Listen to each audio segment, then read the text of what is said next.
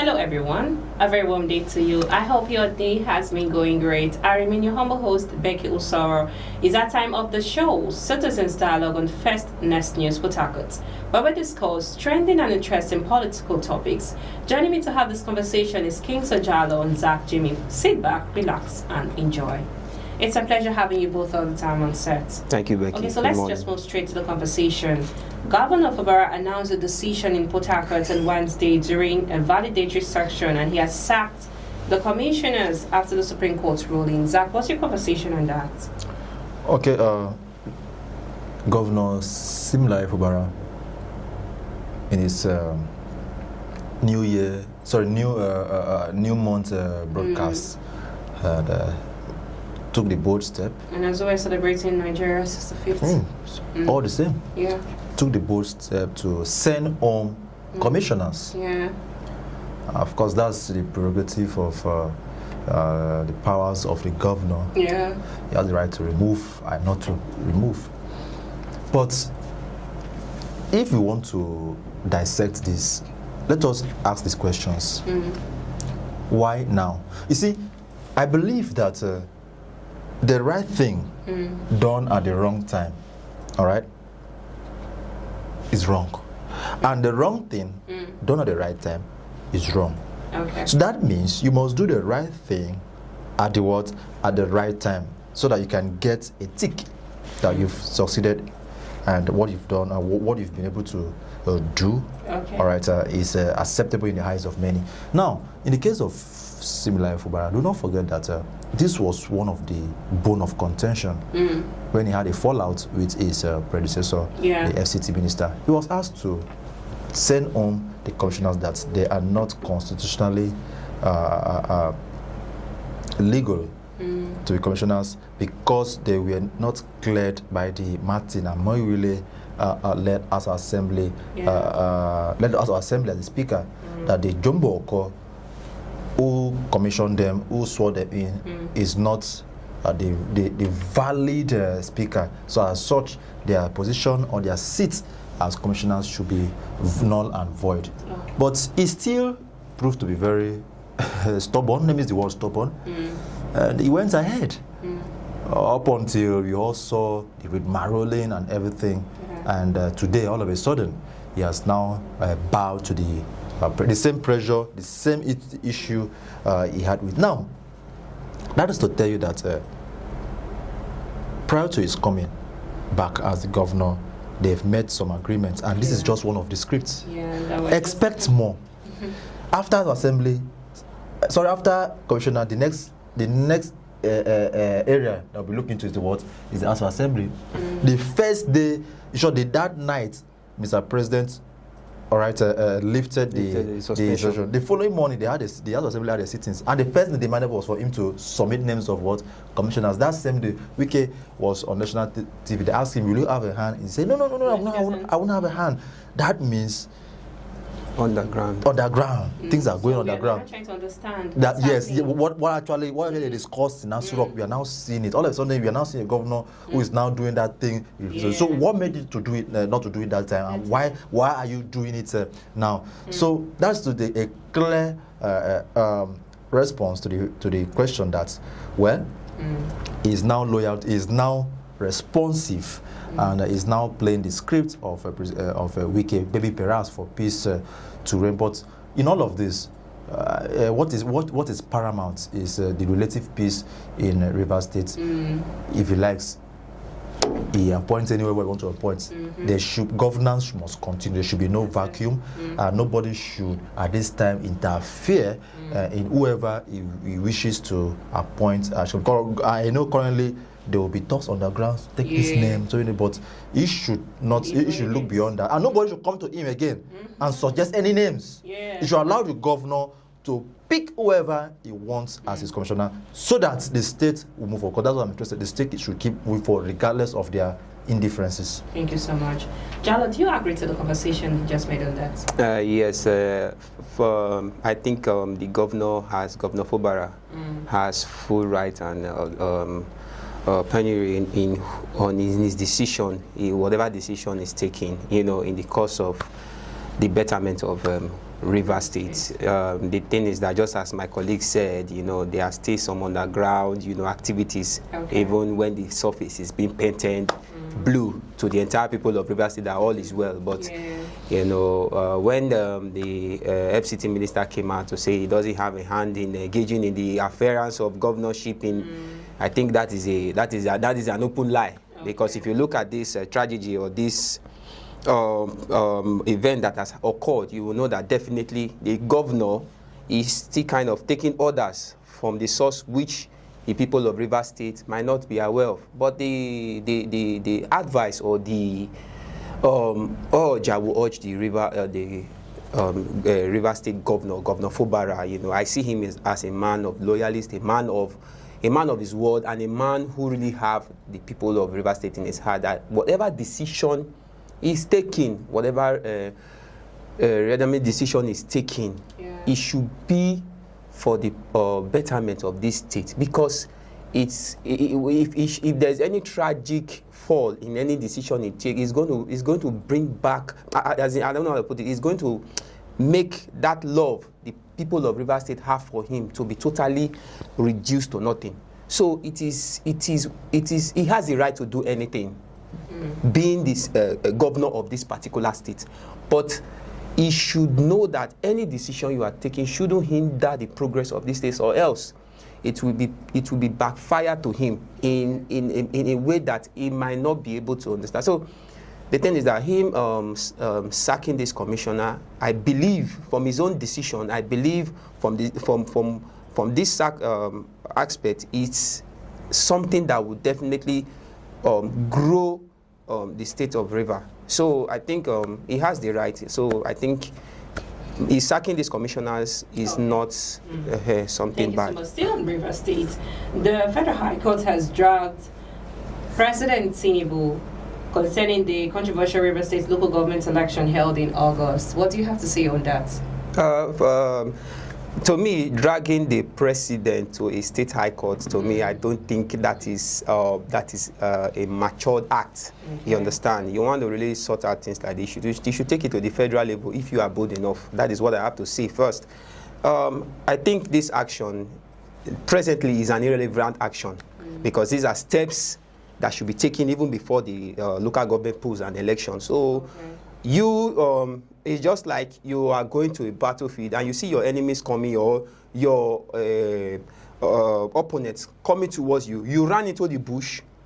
Then all of a sudden, after they've gone, you started coming out and started shouting, "Come out, let us fight." Out there when the whole thing started. Yes. So you understand. You understand. Started racking. That is what is really doing right now. So I think this dragging of federal government to the River State High Court for the local government election and all that, I think it presently is not now. Or that they should fight. This is not the time to hold ground or suing anybody to court. This is a time whereby everybody should put head together and work this out. The people of Rivers, the one thing these people, personals who are in government don't know is, they feel, everything is meant for them. Okay. The positions that they are being placed, they will be there forever. But look at it.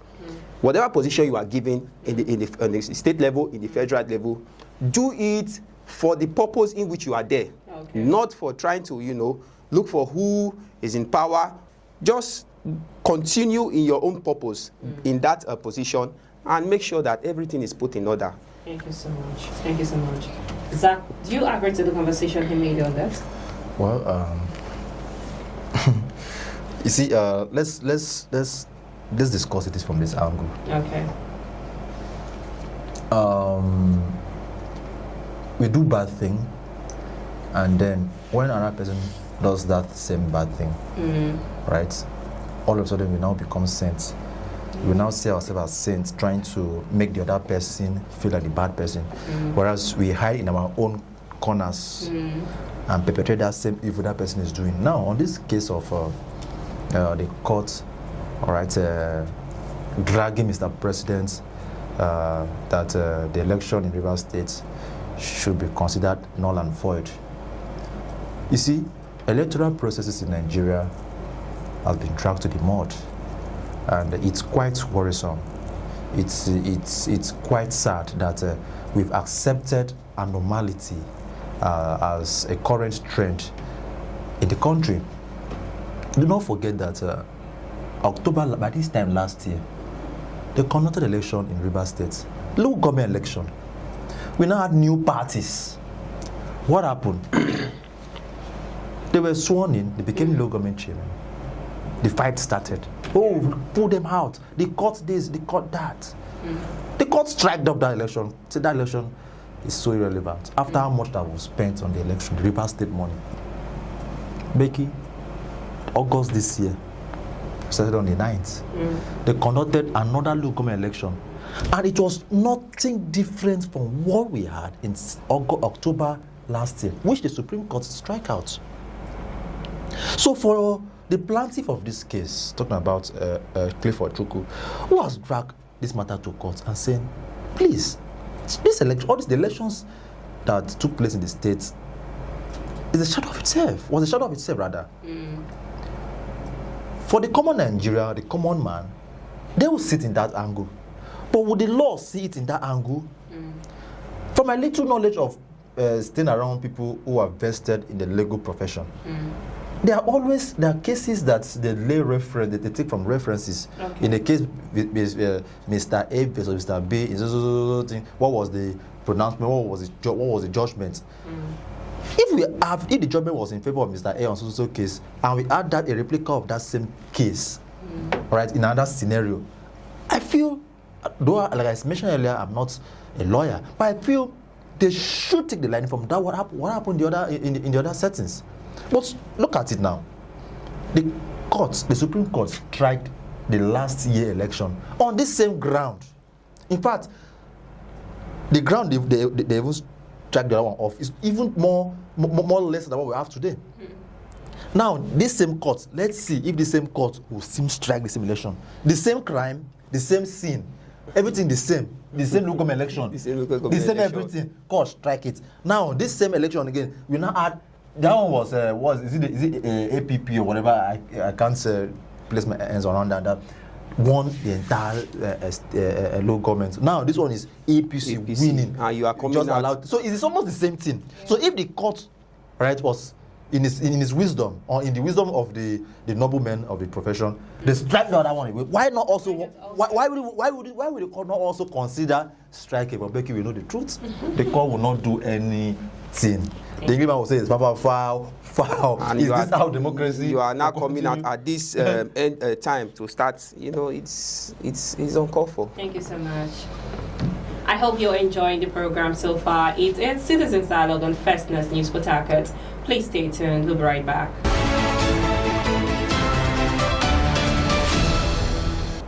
Welcome back to the show. I'm still your humble host, Becky Usoro.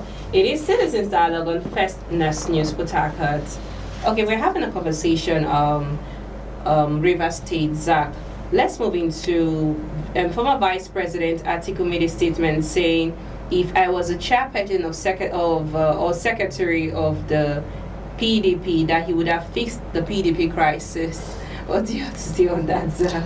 Well, Atiku, during a recent interview he had, he did mention that, he was giving the opposition of chairman and secretary that would have stabilized the party. But Becky said I will not speak much on this. Yeah. If I want to speak on this particular topic or this other matter. Somebody who was the flag bearer. Which position do you need again in the party that you cannot?